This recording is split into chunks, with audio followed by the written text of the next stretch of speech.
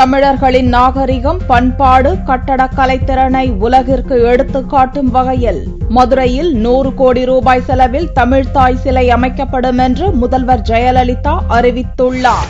தமிழக முதல்வர் ஜெயலலிதா செவ்வாயன்று விதி எண் 110 கீழ் ஒரு அறிக்கை வாசித்தார். அமெரிக்க நாட்டில் உள்ள சுதந்திர தேவி சிலையைப் போல தமிழர்களின் நாகரிகம், பண்பாடு, இலக்கிய செல்வங்கள், கட்டடக்கலை திறன் ஆகியவற்றை உலகிற்கு எடுத்துக்காட்டும் வகையில் மதுரையில் 100 கோடி ரூபாய் மதிப்பீட்டில் தமிழ்த்தாய் சிலை அமைக்கப்படும் என்று அறிவித்தார். ஐவகை நிலங்களான குறிஞ்சி, மருதம், முல்லை, நெய்தல், பாலை ஆகியவற்றின் மாதிரிகளை உருவாக்கி தமிழ்த்தாய் பூங்கா அமைக்கப்படும் என்றும் தெரிவித்தார்.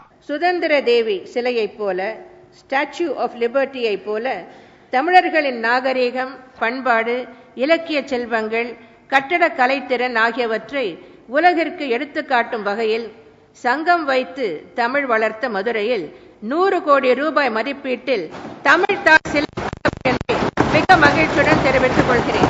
மேலும் ஐவகை நிலங்களான குறிஞ்சி, மருதம், முல்லை, பாலை ஆகியவற்றின் மாதிரிகளை உருவாக்கி தமிழர்களின் தொன்மை சான்றுகளாய் விளங்கும் சங்க இலக்கியங்களில் குறிப்பிட்டுள்ள மரம், செடி, கொடிகளுடன் தமிழ் தாய் பூங்கா ஒன்றும் அங்கு உருவாக்கப்படும். இனிவரும் தமிழ் புத்தாண்டு நாளில் ஜியு போப் உமறு புலவர் விருது மற்றும் முதல்வர் கணினி தமிழ் விருது ஆகியவையும் புதிதாக வழங்கப்படும் என்றும் முதல்வர் அறிவித்தார். முன்னாள் முதல்வர் அண்ணாதுரை நினைவிடத்தில் இயற்கை எழில் கொஞ்சும் பூங்கா, திருப்பதி திருவேங்கடன் பல்கலை, தில்லி தமிழ்ச்சங்கம் மற்றும் உலக தமிழ் ஆராய்ச்சி நிறுவனத்திற்கு நிதியுதவிகளையும் முதல்வர் அறிவித்தார். விளையாட்டுத்துறை தொடர்பான மற்றொரு அறிக்கையில் முதல்வரின் அனைவருக்கும் உடல் ஆரோக்கியம் எனும் திட்டம், முதல்வர் கோப்பைக்கான மாநில போட்டிகள், சென்னையில் உலகத்தரம் வாய்ந்த முதன்மை நிலை விளையாட்டு மையம், NCC மாணவர்களுக்கு பயிற்சி அகாடமி உள்ளிட்ட அறிவிப்புகளும் இடம்பெற்றுள்ளன.